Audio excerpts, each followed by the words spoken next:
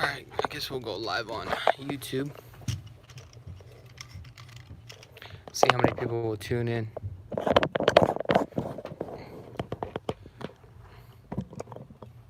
Let's see here.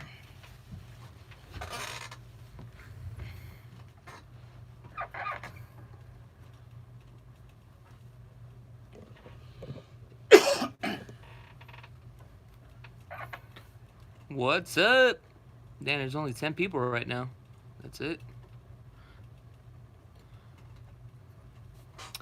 So, what's up, everybody? So, for today's topic, we're going to be talking about bank-owned properties and foreclosures here in Las Vegas.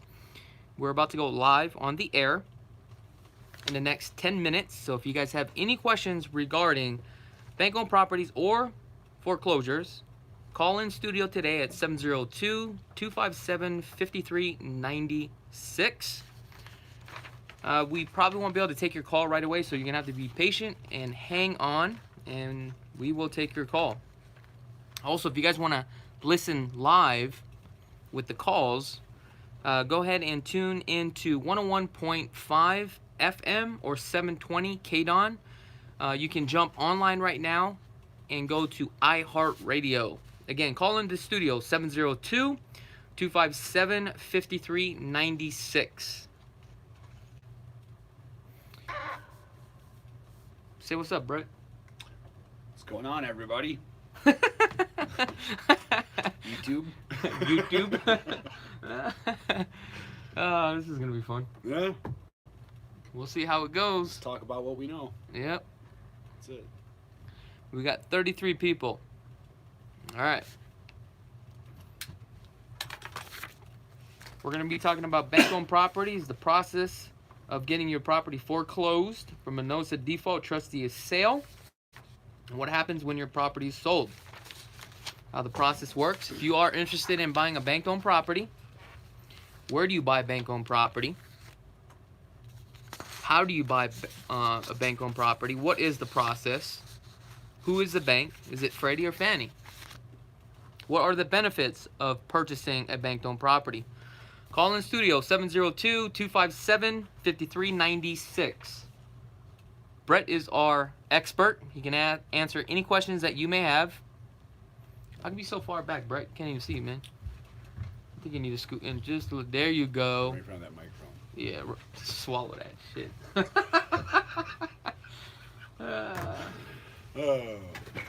As you can see, we got jokes. This is what guys do. Hey, what size shirt you wear, Dan? I don't know why. Here, this will fit you. Why don't you put this on? You want me to put a purple shirt on? Yeah, it looks good on you. Here, put it on. You gotta support the cause, man. Also, if you guys don't have your actually t-shirts, go ahead and click on the link in the description below. Help support the cause. Here, Danny. Hold on, man. I gotta go. Just right there. I'll get it. Yeah. Turn it on. So that way we can get it on video. Houston's in the house. Not a bad idea to tell him not to swear. Yeah. Oh, if you guys call in, well, I don't know if I want to tell them that because then I'm not gonna say that. Their accountability is 0. Yeah. You never want to give something. I had to think about that for a second. My next thought Yeah, I was like, too, and I'm like, yeah, because it was, yeah. Yeah. I know. I wasn't sure, but I just thought I'd run it by you. Yeah. Call in today regarding your real estate financing questions. Today we're going to be talking about bank-owned properties and foreclosures. How the process works. Does it benefit you to even buy a bank-owned property? 702-257-5396. Show's about to start in 10 minutes.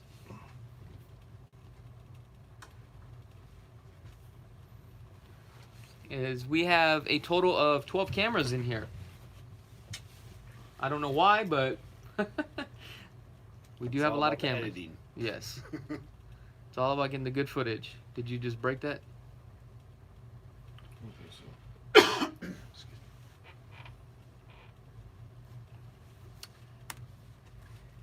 If you have any questions regarding bank-owned properties, foreclosures in Las Vegas, go ahead and give us a call, 702-257-5396. Also, because you guys are live on YouTube right now, you're probably not going to hear the questions that is live on air.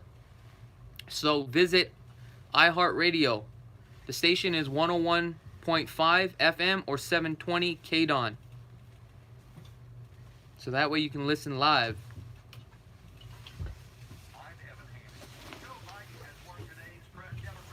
Where's that coming from?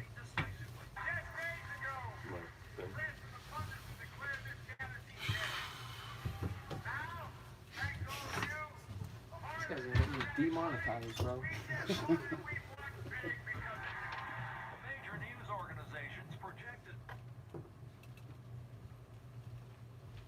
What do you mean by that? Well, because I'm streaming and we're getting paid to do this. So you can't have that going through it? I don't want it going through it because gotcha, I gotcha. you're gonna catch that. Gotcha. Then we won't get paid for this live stream.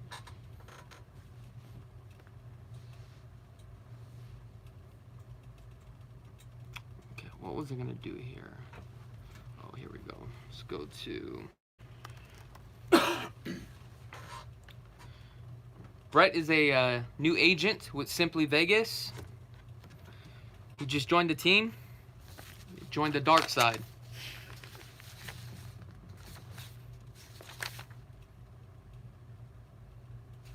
If you guys have any questions regarding real estate in Las Vegas, we're going to be talking about bank-owned properties and foreclosures. How the process works. Does it benefit you to buy a bank-owned property?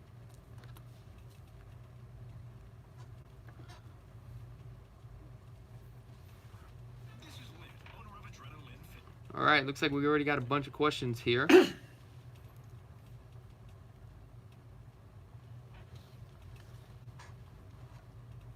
What does FHA mean? Federal Housing Administration. Can you share what lenders you work with for loans under $300,000? That's a cute shirt. Thanks, buddy. Actually, it is. Yes, actually it is. Well, if you want to do a loan at $300,000, you can reach out to Dan French, Guaranteed Rate Mortgage. He is the VP. Rates right now are pretty damn good. So also, if you have a home out here in Las Vegas, you are thinking about financing a home or refinancing a home, I definitely would reach on out to him. We're doing 2 deals right now. I just referred them over some clients, and they're getting like crazy interest rates. And Dan, you big dummy, now you just touch my phone. Now I gotta go. This guy. Dan's not feeling good today. He's coughing all over the place. And he's touching my phone. Now I just touched my phone. Oops. Hello, everybody. Can 2 you minutes? say hi? And Dan, can you say hi to my... Hi. How are you doing? Hi, Mike. We got Mike. 2 minutes. How you been? Hold on, guys. Oh, man, what's going on here? Oh, I sound all right. Hello. Hello. Cool. Dan, you big old dope. Sorry, bro. It's all right. I'm just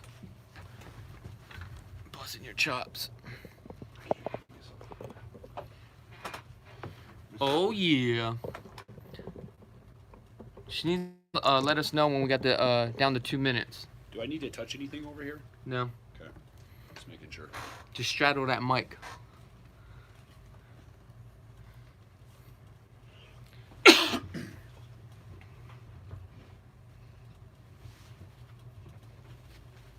Chakits, do you own Simply Vegas? No, I do not own Simply Vegas.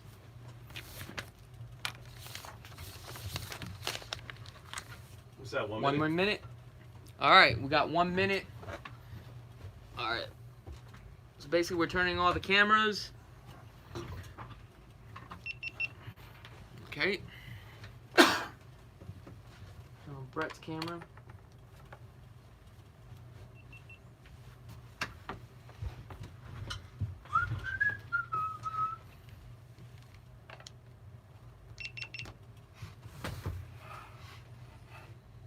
There you go.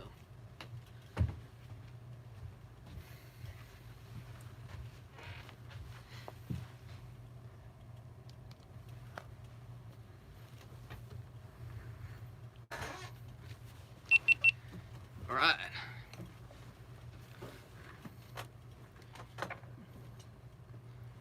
About to go live here in less than 60 seconds.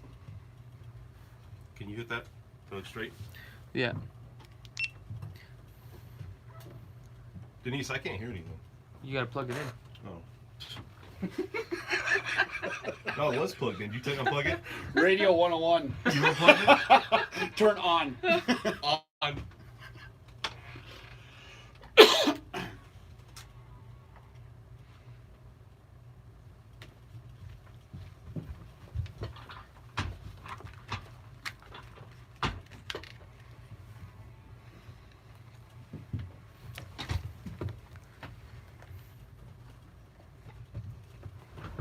I think we're live, man. Let's get it going. This is LV Home Experts, the show. This is Dan French here. I'm here with Chakits Krulsawat. He is from Simply Vegas. What's going on today, Chakits? I'm doing good. How you doing? Good, good, good. I have we have Brett Jenny here in studio. And what's going on today, Brett? Just enjoying my Saturday, trying to do some business. So right now, we're going to talk today about short sales. We're going to talk about bank-owned properties. And what we're going to do is we're going to have Brett talk about this because Brett has a nice background in this, and also Chakits knows a lot about this as well. We went through the process. It's not a huge part of the market at this time, but it is something we need to address because it could come up, and also it may come up here in the near future. So, Chuck, let's go ahead and talk about our topic here for the week, which is bank-owned properties and short sales. All right, so we're going to talk about bank-owned properties and foreclosures. How does this process work if you are interested in buying a bank-owned property or a foreclosure? The question is, what is the difference between a bank-owned property and a foreclosure? Because I get calls all the time. People are misled. They're like, hey, I want to buy a foreclosure, thinking it is a bank-owned property. But the word foreclosure means that the bank has not owned the property just yet. They're going through the process of foreclosing. Once it becomes a bank-owned property, now the bank owns the property. So we're going to start off by, how does this all begin? Where does it begin, right? Right. So in early 2007, 2008, when the market had collapsed and we had over about 18,000 homes on the MLS, right? That's a lot. Yes. About 98% of them were all bank-owned properties. Compare that to today. And today, we only have 6,340 homes currently listed on the multiple listing service. How many months of supplies or supply for homes is that? 1.8 months. So basically, you have about almost 2 months. After that, there is nothing out there. Now, obviously, properties will open up. You think that going into these new the summer months, people are going to start to want to move. Correct. And so I think this is going to be something that we need to really talk about here. Yeah. Brett, let's talk to you. So you've been in this. How long you been in real estate, Brett? Total of 15 years. Okay. And give us a background about how you kind of came into the business, a little bit about you, so some of the audience knows who you are. Sure. So I'm originally from Madison, Wisconsin area. So Okay. I did real estate back in Madison, Wisconsin for about 4 years. And I moved out here in January of 2009. Wow, that's a long time Right ago. in ground zero of it all. Wow. So, literally.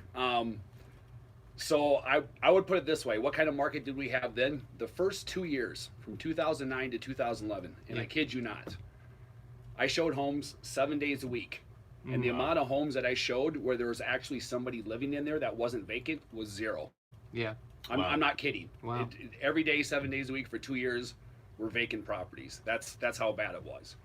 And so the process of getting into what a short sale was, explain what a short sale is to the audience. So what a short sale is you're basically shorting the mortgage. Right. People think a lot of it has to do with, it's a really quick period of time that they want to close.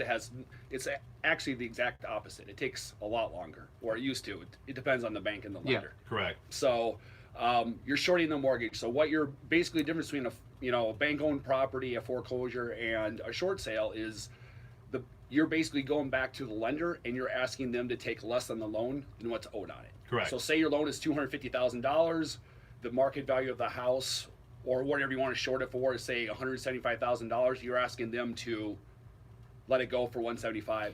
So why would the bank do that versus foreclosing on the home and it becomes an REO, right?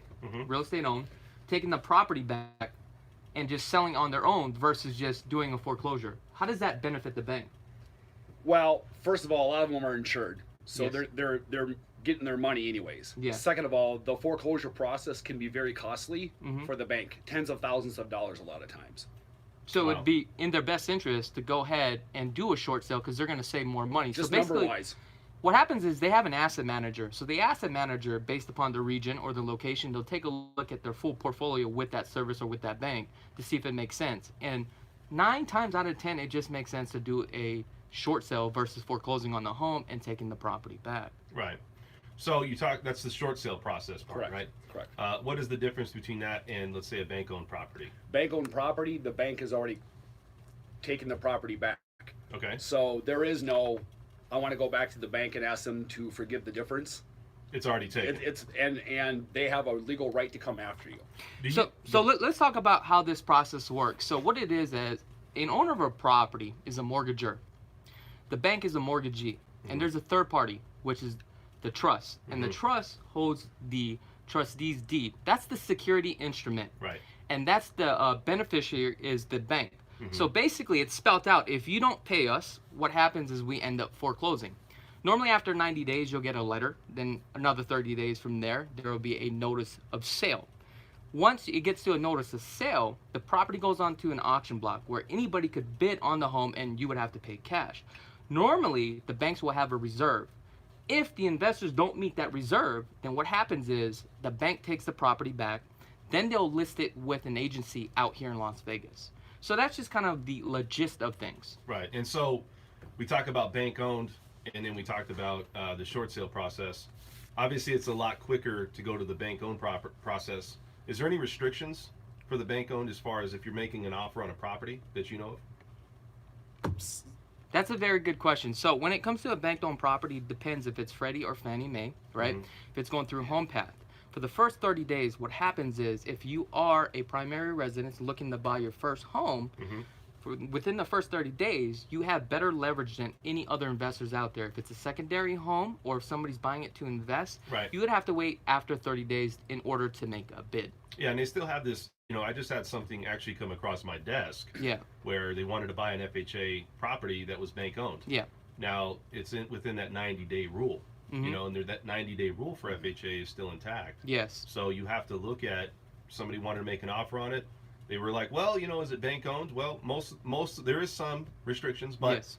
the big one there was the 90-day rule. So are you guys dealing with or seeing FHA, not flips, but that's what they used to call them, as flips within that 90-day process? Well, that's a little bit different. With the flip properties, yes, you have to do that 90-day rule because you can't buy a home for $100,000 and 3 weeks later you're selling for $180,000 Right. because you have an appraisal issues. That's why you have that 90-day rule. But you don't really get too many bank-owned properties out there anymore. That's just like less than 1% of bank-owned properties, and short sales is another 1%. So it's a total of 2%. Short sales is probably Yeah. even less. Exactly. So now it just comes down to, is it really worth it to buy a bank-owned property? Well, it's really case-by-case basis. Now, with the bank-owned property, people think that you deal directly with the asset manager. That's not how the process works. There's Right. a lot of steps involved buying a bank-owned property. What you'll notice when it comes to real estate transactions, the transaction is never the same. The fundamentals are there, but you have to go through that process and step by step, and you want to make sure that when you're buying a bank-owned property, you're crossing your T's and dotting your I's. Especially with the prelim title report, because what happens is once they foreclose on your home and take it back, now you have a chain that's broken on the title. So you need to make sure that the deed that you get is actually free and clear by the time it gets transferred on over to you. Now, obviously, we're not in that market now. Yes. Now, we're talking about a past market. You do get a lot of people that say, doom and gloom maybe a little bit, if you want to call it, where is it going to go back to that? And do you guys ever see... I hope so. Do you ever see us going back to a market like that in the next, 5 years? I would say so, because the cycle goes up and down. But the problem is that it really depends on the feds. If they print more money, depends on the bond market. I don't know if it's going to be a hyperinflation or deflation. A lot of people are saying, hey, I'm just going to wait till the market crash. But you have to understand politically what's going to happen with the United States. Yeah, a lot of people, though, Chuck, they don't know Yeah. what, and this is nothing against anybody out there, but Yeah. why don't you explain the difference between hyperinflation? Okay. So what hyperinflation is, when you start getting shortage on supply, what happens? Things cost more money. Right. Okay. And when you get deflation, what happens is when you have a lot of money that's being printed out there, it pushes everything down. Right. So you get more money for things or less money for things. So it just depends on the market and where the market is going. That's why when people are like, hey, I'll wait for the market crash, you just don't know where this market is going. Right. And if you take a look at Venezuela right now, right, just the way that economy is running, you have hyperinflation. Yeah. Just last year alone, I think it went up 2,000%. So basically, if you went to go buy a cup of coffee, Right. you're not paying $1 trillion.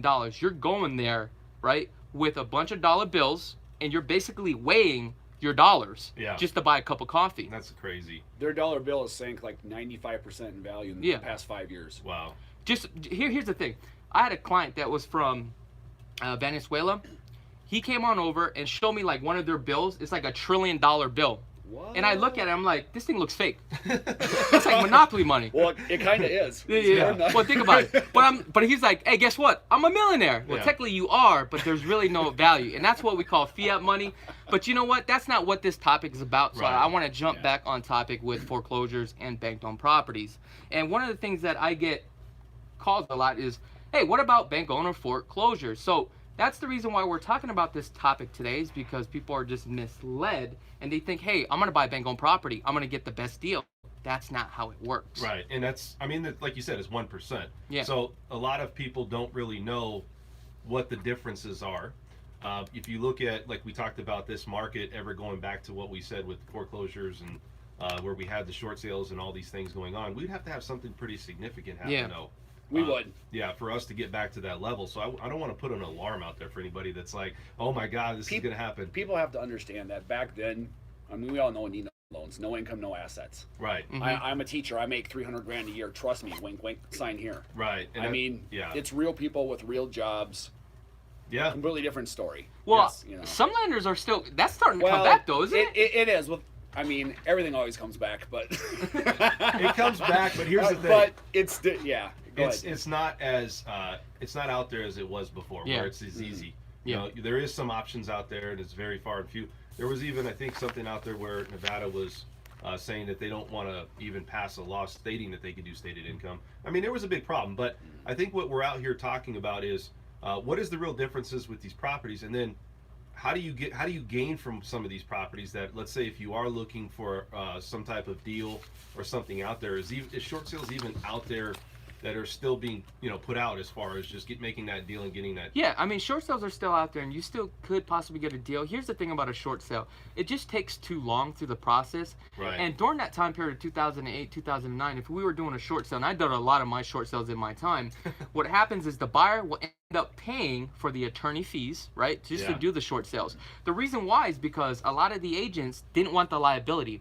So they would hire a third-party company and an attorney that specializes in the short sale field.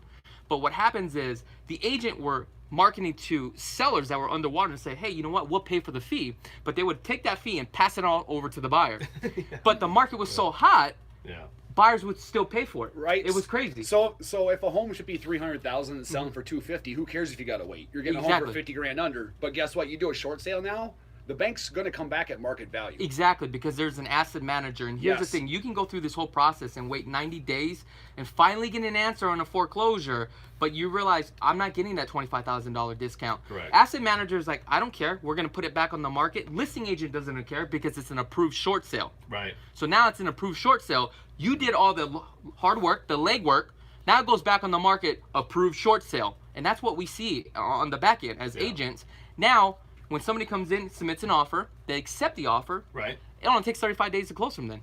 No, you're absolutely right. And so you look at some of these things that gone on. Brett, give us some ideas that you went through as far as, did you have any clients or people that you remember from your last situation that, took 6 to 12 months on trying to get some of these deals done? I mean, I remember it used to take a year and a half sometimes. Wow. So it did. So here's what kind of happened is, as they passed, what was it, AB 284? Yeah. Right. Then it basically forced the bank's hands. Yeah. And they had already come to the conclusion where we just, got to give in. So the problem with it before is when short sales first started hitting, it was maybe half of 1% of a bank's business. Right. Yeah. And you've got a market that's like 50% if not more, of short sales. They just flooded the banks. They didn't have systems in place. They didn't have people in places. The asset managers would get paid $14 an hour, have a stack of 300 files, ask them if they care. Right. They did. And I remember back then, if you were in the short sale field, I mean, I dabbled in the short sales, and I had a lot of listings, and I remember during that time period, investors would come out and they would work directly with the listing agent. Listing agents double ending it. At that time period, they're just making a all day, killing all day long. All day. Yeah, we talked about how the asset managers were really the people that, or they were the ones that were getting schmoozed because they wanted to get all those assets to, they wanted to take over those assets. That was connection, their lifeline. So, you talk about some of the things going on in the market now. 1% of the market, you're looking at a past market that is no longer here, but we think potentially it could. Now, I don't know if it would hit as severe. Let's say if we did get to a point where short sales did come back, we're not going to have 18,000 properties on the market. If that that's the thing. It's going to come back at market value, and if the rest of the market really hasn't gone down, the market value is. This is what I'm thinking. When the market does crash, I don't think we're going to have as much, and here's the reason why. Interest rates are at an all-time low, right? If you are at an interest rate at 3.2%, whatever it is, okay, and you bought it for $400,000, the market tanks, but you understand that you're in the position where you're going to live in this home for the next 20 years, you're probably not going to end up selling it anyway because your mortgage is so low. If you took off and left, no matter what, you're going to be paying a higher rent anyway. So I think that's what we're going to start to see here. Do you see that? Do you feel like that the Las Vegans here in the market here, that they figured it out a little bit on, not just here in Vegas, but I mean as a whole, that the economy and the government and how all this is somewhat manipulated, that if they see the signs that this is going to go to that direction, do you think they're going to be able to pull us out of that? You know what I mean? I don't think so. I mean, homes are selling like crazy here, and we are like past 2008 pricing. It's unbelievable. Yeah, there was a bubble though, and everybody's like, there's a bubble. You say there's a crash. We don't see any signs of that though. So I mean, could we have one? Yes, and I don't want to go off topic, but this will affect our housing market and our housing livelihood and everybody's way of life. Oh, well, big time. You have to understand that Las Vegas is built based upon tourism, and when the market does hit, this next crash is going to be a pretty big crash. I remember when we crashed in 2008, Las Vegas was number 2. Yeah. And Florida was number 1. I believe this next crash that happens, we are going to be number 1. Well, what? Okay, give me an idea why you think that's going to happen. Because Las Vegas is a place where tourism comes. That's our primary sector. This is not like Texas, right? Correct. This is not oil money. If you take a look at every single sector across the country, you have to see their city, their metropolitan area, and what their primary sector is. Okay. So like if you went to Dallas right now, their sector is pretty much the medical field. Okay. So the medical field will always continue. Correct. Here, people only come here to spend that extra money. This is a city that's very trendy. Now, is it growing outwards as we've talked about though, where the city's getting big enough, you got a lot of sports teams that it could sustain itself now, where it's not just the hospitality. It's gotten a lot more diverse Correct. than it has, but back to Chuck's point, which is it's still not that diverse yet. Yes. So you're looking at the main money coming in here that's paying the taxes and all that with the casinos, with pocket change, spending money, fun money. So you don't think that's ever going to maybe decrease or change in the next coming years? Well, I think Las Vegas, when we took a hit in 2008, I think they learned and adapt from that. And that's why if you take a look at the casinos and what they're starting to do now as far as, have different type of, I guess you can say like retail, and they're starting to be more creative, and it's just not only about tourism at this time. And I think that's what they're really, or the city's really trying to promote, you know what I mean? It's all about family now, it's about, food, convenience. So I think that's what they're really trying to bring versus just tourism. Yeah, and so if you did get to that point again, I personally, this is just my opinion, do not think it will be hit like it was before, because part of that, what Brett said, was we were writing bad loans, basically. I mean, we're writing loans that we couldn't back up. Aren't you still writing bad loans? I don't want to talk about that. We're supposed to talk about that on air. Chuck, come on, man. Hey, if you guys want to call into the radio, if you guys have any questions regarding foreclosures or bank-owned properties, go ahead and dial 702-257-5396. Or if you are interested in looking at some homes, visit lvhomeexperts.com. Yeah, if you guys wanted a stated loan, I'm not your guy. So I just want to put that out there. Just trust me, I make that money. Wink, wink. So we're going to go back. So let's talk about it. So, you talk about people that are doing or had done short sales. You talked about the money supply and also the Feds cutting rates. We're not going to go into details, but all this kind of accumulates to and points at, does the average consumer out there have the ability to go out and buy a home? Now, obviously, if it goes to a point where we did have a regression or some type of crash, if you want to call it, it would open up a lot of doors for people to buy a home. Obviously, that ones that can't buy a home right now, we're looking at price points. You said 367, right? Yes, 367. that's the average. The medium is 315 at this time. What was the average median price point back in? Like $100,000. I mean, I remember selling a house within the first month I got out here. So in February 2009, and I think we sold it for 110. And they came to us a year later and said, "Oh, we want to sell it." And I ran the comps and was like, "Oh, it's worth 85." Dude, remember? Probably got down to 70, 75. 10 years ago when I was working crazy. with Dan, we were piecing deals together at 110,000. Yeah. I was so excited to put deals together at 110,000. I was like, I got someone in contract for 200,000. Payday. Yep. I'll tell you too. It's like when you make money as a lender. Yeah. Because I work with some people that make good money. They did very well. I mean, they had to do 20, 25, 30 loans. Yeah. Wow. And, I mean, just to make the same. I mean, not even the same. I mean, it was for us to do that many loans, and today it would be like 3 loans or 3 to 5 loans today. Mm-hmm. But I mean, it's because you got to realize the average price at that point was 150,000. So I mean, it was just. Oh, I remember those days. It was grinding. Big time. 101. That's what it was. Hardcore. But that's how you got good at your craft. Yeah, exactly. Grinding. Yeah. And if you were an agent in that time period and you were able to survive that, you're doing well now. Yeah, you said it in the last show. You said that somebody came to you and said, if you can survive this wave, you're gonna have business forever. Yeah. So I think it's something to look at. I want to tell everybody out there though. This is us recapping how it was with the short sales and what is the real difference with bank-owned properties. Let's talk a little bit about foreclosures. Foreclosures. Foreclosures are something that you said it takes about a 6-month process for that to come back, right? So meaning that if you get 6 months in and they're sending you stuff, usually that's the time frame for the bank to take over the property. Well, you can do a short sale pretty quickly now, within probably like 90 to 120 days. It just depends. It also depends if there's one or two loans on the deal. Yeah. And if you are a buyer's agent, you definitely need to understand how this process works. Also, you need to make sure that you are screening the listing agent to see if they are actually a short sale specialist. You absolutely must do that. Have a couple deals under their belt and they're not thumbing their way through it, because you could be wasting a lot of time. And these are the things that you kind of just learn as you go. And it's so important to really work with an agent that understands this process. Now, if you are a buyer out there where you're floating around the 315 range, the 360, and you can't really get closing costs paid for, you're having a hard time, you may want to consider a short sale, because a lot of people in today's market does not want to wait 120 days to close on a home. They want to move in within the next 35 days. So to recap, I mean, is there really a deal going for a foreclosure or short sale? I mean, is it really something in today's market? Sometimes there is. It just depends on the circumstance. It depends on the property too as well.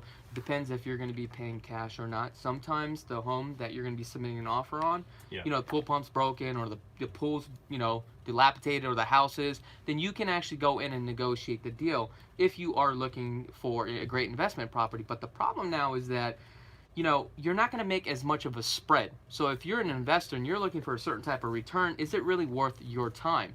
Brett, do you have clients that ask about that today, about short sales and things? Or it's just so much foreign language now? Yeah, it's so in the past. People don't. I mean, it's so small of our market right now. It's a non-concern for anybody. Yeah, so it's just pretty much what we're trying to do is recap, go over some of the experiences. I mean, here's the thing. It's got to be a pretty incredible property for someone to say, I'm willing to go through the short sale process right now as a buyer to save a couple bucks, right? A couple bucks. It's got to be more, because it's the absolute property. There's nothing else for them, and that's the one. So we're going to go to break. We're going to come right back. We're going to talk a little bit more here about foreclosures, short sales, also bank-owned properties. This is Dan French here. Chakits Krulsawat from Simply Vegas. We'll be right back.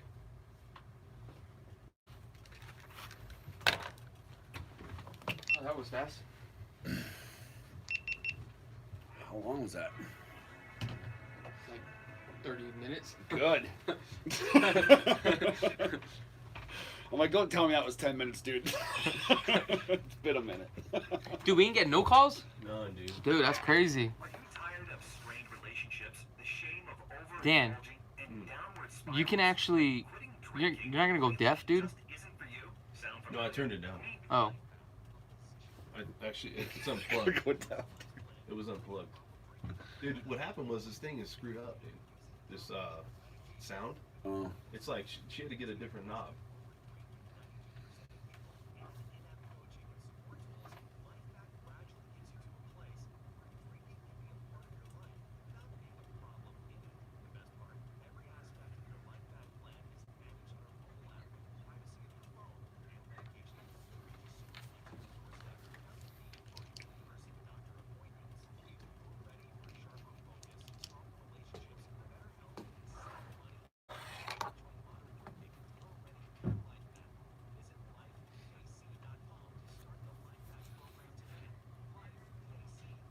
Here's a question. Do you know anything about USDA loans availability?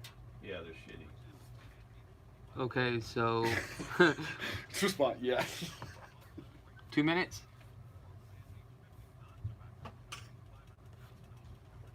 Can you share what lender you work with? Yes, contact Dan French. Guarantee rate mortgage.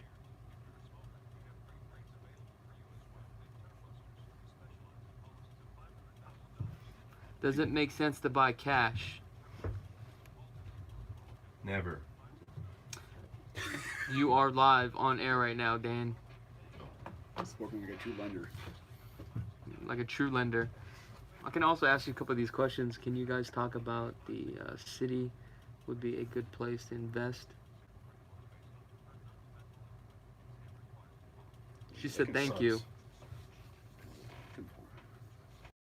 Dude, it goes from like I What, barely turn yours? the one Your knob. volume? Yeah, it just goes from one knob to like boom. 1 minute.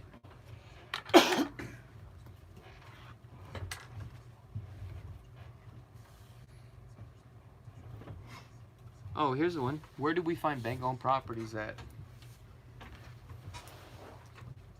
If you guys want to call in with your questions, 702-257-5396.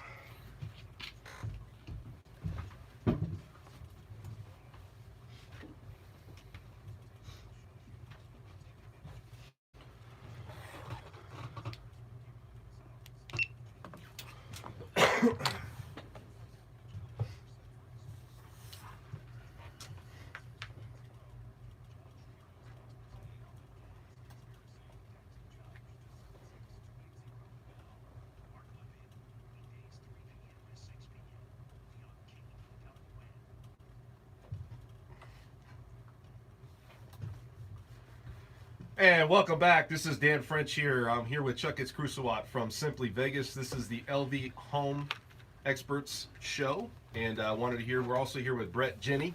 He's here talking about foreclosures, bankruptcies, not bankruptcies, Short sales. short sales, foreclosures, short sales, and also, bank-owned property. So let's talk a little bit about going back right into this topic. So you guys have anything else on your side of it that you want to talk to or talk about on this this topic here? Yeah, you're probably better off just getting a bank-owned property or a traditional sale. If you are looking to get a deal, or if you are at a price point where you can't really buy a home because you're at that threshold, then you may want to consider a short sale. Right. Because a lot of people don't want to buy a short sale because of the time frame. Yeah. And, we talk about if this market ever does come back for, with the financing part of it, we always looked at, even when you got into a contract and you started the negotiation process, that wasn't the end of it. No. You had to wait somewhere upwards to 3 to 12 months before you get an answer where it's like, okay, it's finally a contract. So as a lender, I remember getting those and I was like, well, I might get paid. So you remember you were like, I got to get, you had like 30 or 40 of them, and you just kept putting them into Yeah. escrow. But then you would wait, and you wouldn't close or anything. Nothing would happen until sometimes a year later. And also, what you can do is with a short sale. And this is what I like about short sales is you can submit an offer, tie it up in the escrow, and you have a clause in there where if they don't get it closed within a certain period of time, you can pretty much bail out of the deal, and you would write up like 10 offers. You would. No, you definitely would. So you look at some of the things that's going on in today's world. I'm really happy that obviously the market did come back, and we have all these properties. We don't have a lot of properties on the sale right now. Real quick, why do you guys think that we have somewhat of a shortage, if you want to call it, for properties right now? Is it just people are staying in their homes because the interest rates are low and there's nothing out there that they can upgrade to No, or downgrade? I personally think what's happening is that people around the United States, they kind of look around and see what's going on. And we talked about this last week with demographics. You have about almost 80 million baby boomers about to retire. So these people are trying to find a better climate, better place to live, cheaper on taxes, right? Something that's new, vibrant, and this is like one of the places. So if you take a look, even though that the average household, right? I'm sorry, the average price for a home is $367,000. If you take a look at California, it's still a lot cheaper to move on out here, and that's why again we see a lot of people from California moving on out here.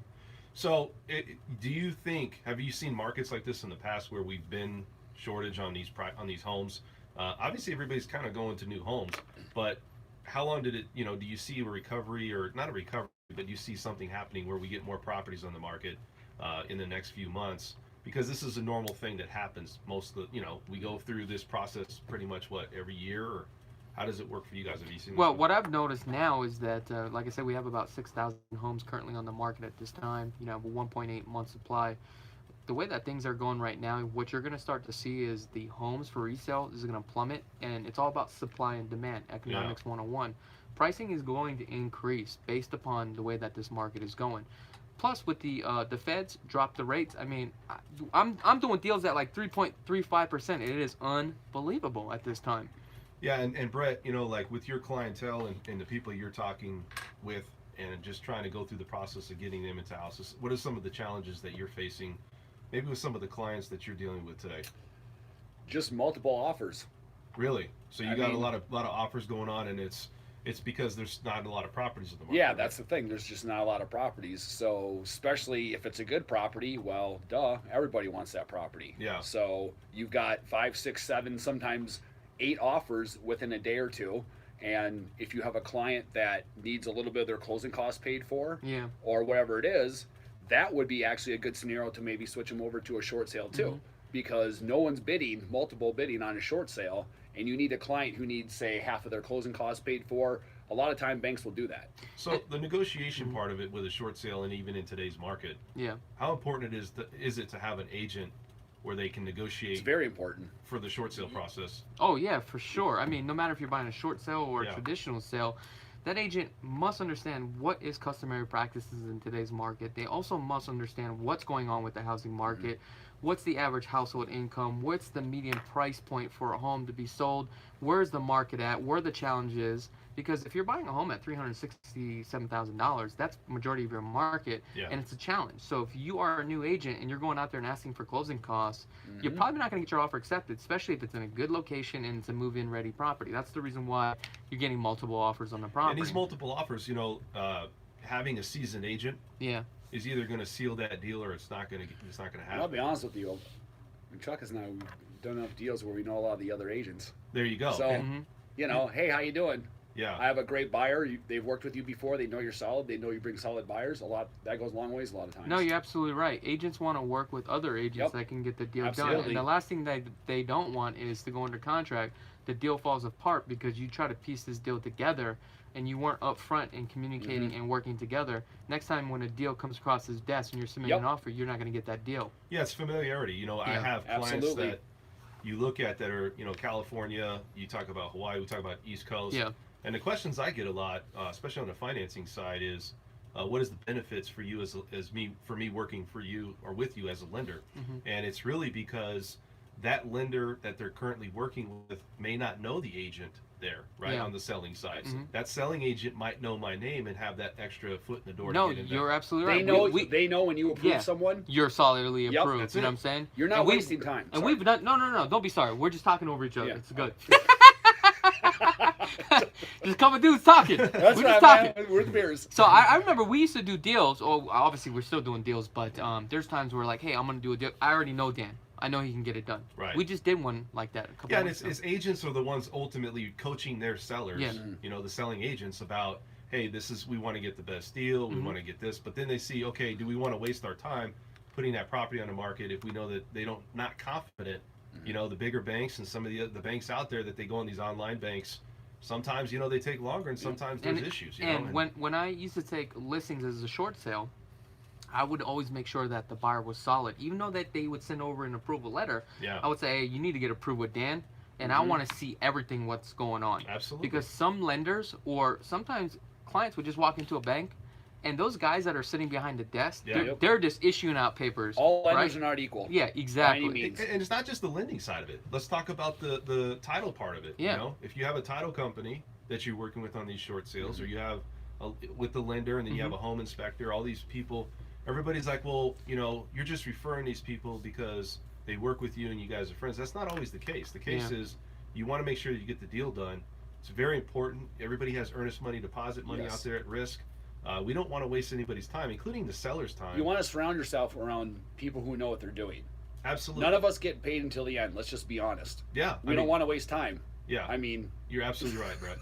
And so, you know, going back to talking about the whole process, you know, with the short sales and also the foreclosures and the bank-owned properties, all this process is somewhat the same for the financing world. You know, I talked about the big difference with the short sales is they just take a lot longer to close if it ever came back to that market. Yeah. Average turn time right now for me, a closing, just a traditional loan, is 25, 30 days. That's pretty You know? good because normally we put on the contract, I think it was at 35 days Yeah. for Yeah. them to close. And you know, the big thing right now is as past, you got to kind of look at what the short sale process was. It's almost like buying a new home because Yeah. you would have to wait to the end before everything got done, and then you would really start the process of the loan part of it. Mm-hmm. You know, Yeah. so you know, going back to it, you know, looking at the whole big picture with everybody out there looking for those deals. Is there deals out there? Because the reason why we're bringing this up with these foreclosures and short sales, and because the question I get is it cheaper? Is it more restrictive? Do I get a better opportunity to get an offer accepted, knowing that it's a multiple offer scenario? So these are the things that people want to know. Is it really a better experience? And is there really deals out there? Let's say that's foreclosure or short sale, Right. or bank owned. I mean, as far as Fannie Mae, you got to wait the 30 days. If you're owner occupied, then yeah, because I'm sure a lot of multiple offers. If you're below 300,000, even 325, 350, you're going to have a lot of investors that are throwing their hat in the ring too. So you're beating them out there. So is that pushing people in that market that's under 300,000 to maybe now consider? Is there something out there like a foreclosure or short sale? Well, yeah, of course, but the problem is that there's just not Yes. too many bank-owned properties out there. Yeah. I mean, right now, if I take a look at the data for bank-owned properties, there's only a total of 80 properties. That's So- not that much. So what Out do of these 6,000. yeah, where do these people go then? That's Right? what. Right, I don't even know what do percentage these- that is. Where but- does the people under the 300,000 range? Where do they go now? Is it, hey, I'm going to settle for? You They're get gonna an have agent to. who knows what they're doing, and you have an agent who knows what they're doing and that works hard for you. It's real simple. Yeah, like 250, right? I got a couple of clients right now that Sure. are out looking for a home at 250, and the things I get coming back is there's nothing out there, right? Did you take them out to Detroit? Perump. How many properties can You buy get for an acre I and don't know. 3,000 square feet. Per I don't know that market, man. Trust me. Well, it's just you get these questions, and we're like, you know what? Let's just address it. You know, Yeah. let's talk about it. I mean, you can't. There's really nothing out there. Yeah. The problem is that can you buy something at 250, a house, single family residence? Yes.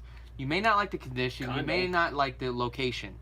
Okay. Okay, and that's a big compensating factor. What about distressed properties? There's no distressed properties out there at that price point, and if there is, this is what your challenge is. If you're financing, you're not going to be able to buy those properties why? Because it won't meet the guidelines of your lender. The Right. property won't appraise because of the condition of the property. What about buying cash? If you buy cash, that's where you're going to get most of your deals. Now, Yeah. however, you have to understand that this market is so inflated at this time. You're going to have a pool of investors bidding on the same properties. Now what's happening is you're losing your spread. So again, if we are all investors going after the same property, my numbers are a 10% or 12% return, and that's my threshold in order for me to do this deal. I'm not going to undercut myself at 8% because it's not worth my time. So it comes down to the investor and what their time is. Now, there are a lot of investors will do at 5% returns, but they're doing volume deals. What about like fourplexes, duplexes? You guys see anything out there like that, especially for an opportunity? I mean, obviously you said it's a very small portion of the market, but for doing a short sale or having a foreclosure, I haven't really seen any foreclosures or short sales for fourplexes or duplexes or anything like that. You're not They're going investor to. owned. So They were bought 10 years ago by cash investors who still own them. And they bought them at $80,000. And here's the thing: now they're on the market for $100,000 a door. They don't care if they don't sell it because their returns are probably infinity right now at this time. Seriously, For what they paid, why not? Yeah, it's free exactly. money, man. They'll just sit on it because right now, if we take a look, there's only total about for multifamily, and this includes fourplexes, triplexes, and duplexes. There's less than 35 on the market. There's no short sales. There's no foreclosures at this time. So the return on investment, I mean, that's another thing. So we're talking about why people would move.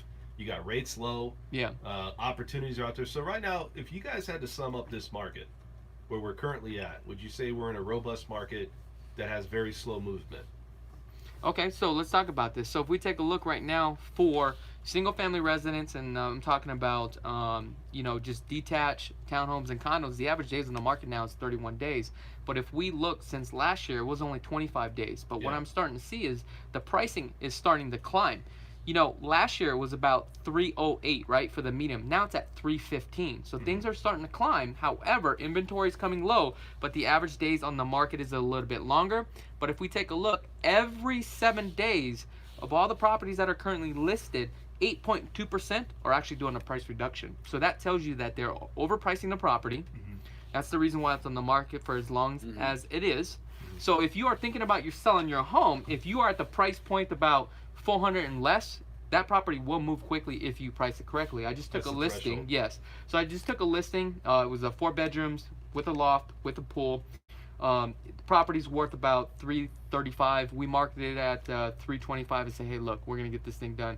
From $325, we sold it at $335 in a matter of minutes. Wow. Multiple offers. Yeah, and that's the thing. And we Brett played the was just game. talking about that. Nice. You see what I'm saying? Yep. So, I mean, is this going to peak out or is it going to keep seeing the market grow? I mean, is there something out there, Brett? Do you have any ideas about just looking at the overall economy and looking at here in Las Vegas? You see growth, see a lot of structure going on to construction. Without a doubt, I see a lot of growth. Yeah. I mean, and 35% of the people that have moved here from within the past year, I think, are just California alone. Yeah, it's crazy, isn't it? So, and like what, as Chuck was saying before, people are retiring.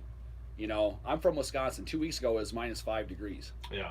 So you're selling your home. The average price in Madison is probably about $350, the same price here. People are just migrating out here. They're selling their home. Yeah, and the thing is too is like you talk about the foreclosure process. People were foreclosed on because a lot of them were put into loans that were bad loans, right? Yeah. We talked about that. So we're not going to see that same foreclosure. I mean, I remember doing this radio show back a couple of years back, and we were like at 20% of the market was foreclosures. And I think what is it, like 1%? Yeah. Right? So the thing about it is like we're not going to see. I'm just trying to find out, is there any indicators for people out there that really feel like we're hitting the peak and we're going to start getting ready for the short sale, for the foreclosure process to start happening again? I don't know. I just think things will eventually slow down because the average household income is only about $51,000. I mean, we're already 7 times the amount for a home. So I think it's just going to come to a point where we're pretty much going to get bought out at this time, and things are going to regress at that time. What do you feel? Same. Yeah. Yeah. I mean, it's just, I don't know. I guess we're just in a market right now where we're going to keep going up until we see indicators. I don't see any indicators that this is stopping. I don't immediately. No. Nothing at all. And listen, I never see it crashing like it did 10 years ago.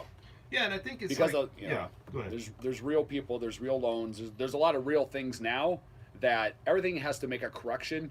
And if listen, if we were increasing 10-15% every single year, I would say, listen, 2 or 3 years down the road, you can only kick the can so long, but it's well adjusted a lot of times. Yeah. I guess is a good way of putting it. Is the financing still the same with a bank-owned property and a foreclosure? Yeah, it's very subtle difference. There's a couple things, but it's almost exactly the same process.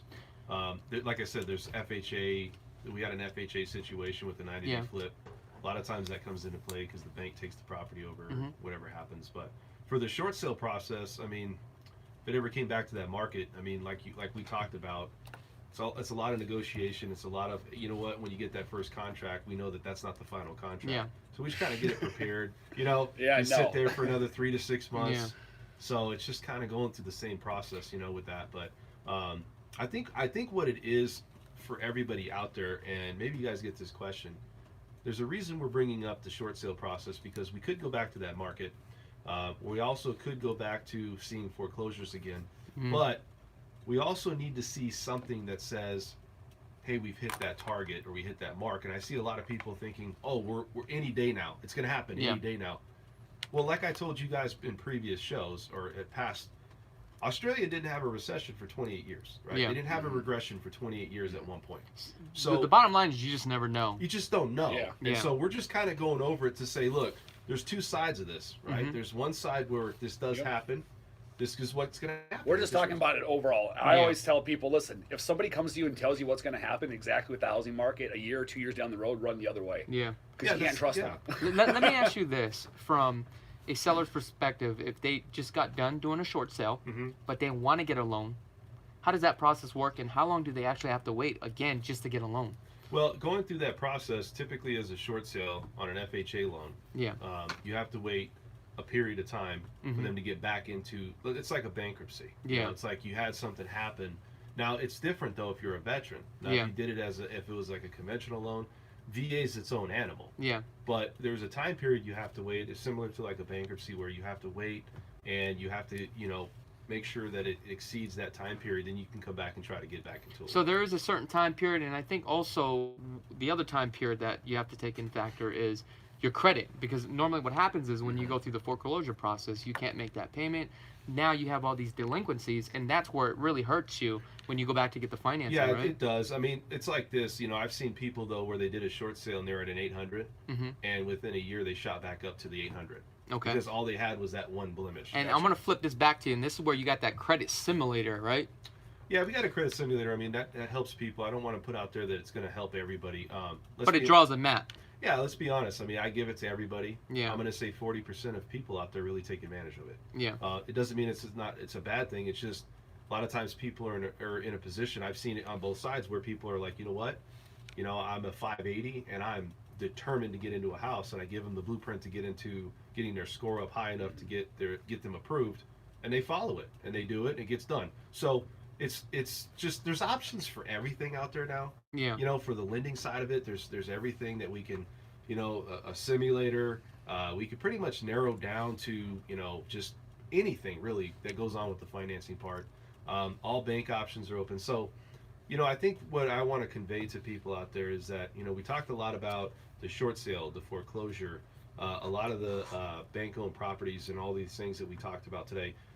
A lot of it is something people will never see or have not seen until something happens like that. So when you see these people that went through that process that are still around, are you still getting those questions, or those questions are just pretty much out the door? No, those questions are pretty much out the door. The only questions I get is novice buyers or novice investors when they don't find nothing that's on the market, and they mention to me, hey Chuck, hey, how's about some short sales and foreclosures? But, you know, at that time I'll explain to them, hey, when I set you up on the search, I set you up on a home search with everything. So if you're not getting it, that means it just doesn't exist. And I think that's where the challenge is. It's the threshold as far as home pricing has gone up so high based upon, you know, 5-10 years ago, where, you know, 367 versus 250. It's a big difference. Talk about the market. I'm just going to say this. You know, obviously I'm a lender, and you can get a hold of us outside lvhomeexperts.com. Yeah, you can reach us there. But there's a lot of equity in properties right now, and I'll tell you, man, everybody is out there trying to get that debt paid off. And I think right now is the refinance season. Oh, no, it definitely is. It I mean, really we is. sent 2 clients to you. I Yeah. mean, you got one that bought a fourplex. Yeah. Young cat. Now his return on investment is infinity. Because That- you helped him with that. That's big. Exactly, from the beginning. Yeah. Also, we have another gentleman sent on over to you refinancing, and he's Yep. getting a killer deal. Yep. It just makes sense. And if you can get rid of that mortgage insurance premium and also drop your rate, why wouldn't you do it? I mean, I did it. I saved like $400. You guys, as real estate agents, do you guys get people that says, "Hey, do you know a lender out there that can refinance or help me refinance?" All the time. All the time. Yeah. Isn't it amazing? Because like they'll still, instead of, and I'm not saying this is a bad thing, but Yeah. they always put that cart before the horse, where the real estate agent Mhm. is the person that's the guru. You know? It's Yeah, I not, guess it's not so. the lender. It's like, hey, do you know somebody to do this and this and this? And you guys like have everybody to direct. You know, it's all in your hip pocket, but it's just crazy. Hey, I got a question from you from a subscriber. It says he owns a rental property and that's his only income is from the rental property. Can he actually finance to get a loan? Yeah, no problem. So how does that process work? Obviously, it depends on what he makes, if right? he's renting Yeah. and he doesn't own a home, No, he owns a home. He's renting out the home. That's the only yeah, they're income going to that hit he's him for earning. the rents though that he's paying or wherever his current. He owns the rental property. He owns the rental. Yes, property. he's Right. making income from the rental property. Okay. But they are going to still consider whatever his rents are in the like if they wanted to do like, okay, I'm going to use that income. Okay. They would definitely use that income if that's the question. From Okay. that. Yes, they would use the income for to get it purchased. Somebody just asked, do you have a link to short sales? Yes, if you go to lvhomeexperts.com, you'll be able to surf all the properties that are currently listed on the multiple listing service. We got a caller on line 1. Denise, is this caller here? She's over there busy. So anyways, let's talk about the refinances. I try to get a hold of her. Bueller. Bueller. Hey. Bueller. Denise. Denise. Karen. Ah. That's great. You can't put 3 guys in a room, man. No, man. We'll start clowning.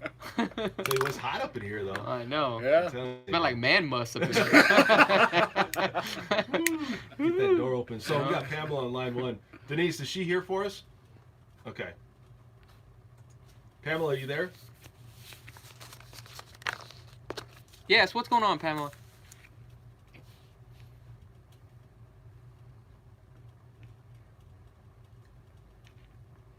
Mhm. Yeah.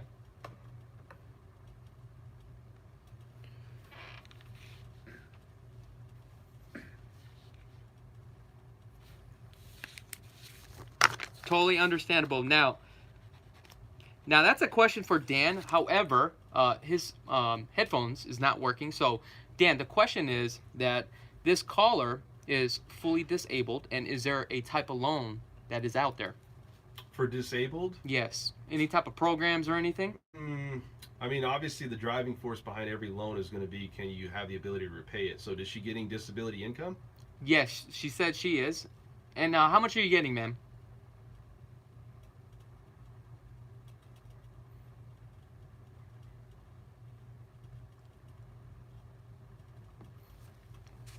Yes, so this is what you're going to do.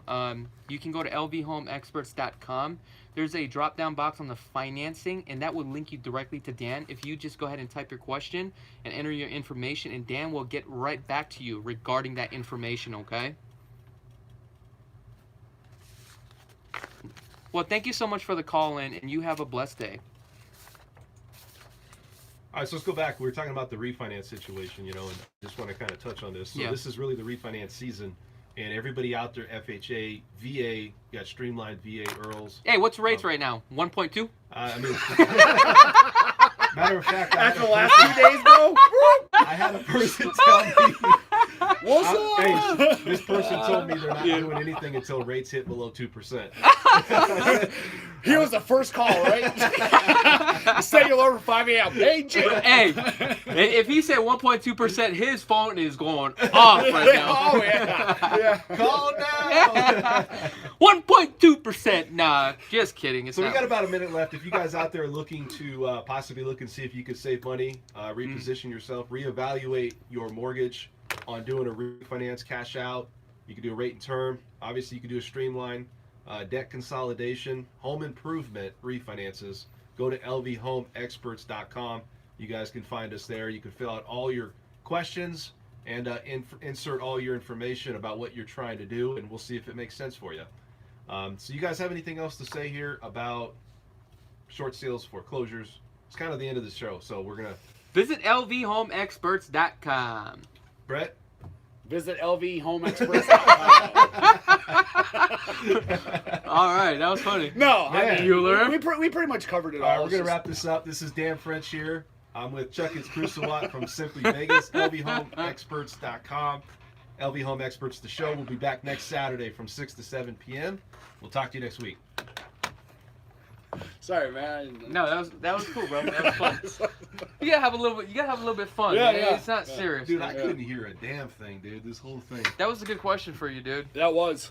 I couldn't hear it. Well, that's why I had to repeat it as best as I could. So, guys, let me know in the comments below what your thoughts were about this show. If this is something that you guys want us to continue. Also, if you guys have any questions regarding finance, visit lvhomeexperts.com. There is a drop-down menu on the financing button. Go ahead and click that. You'll be able to ask any questions that you want for Dan French with Guarantee Rate Mortgage. Other than that, thank you so much for tuning in, guys. I really do appreciate each and every one of you. You guys have a blessed day. Dude.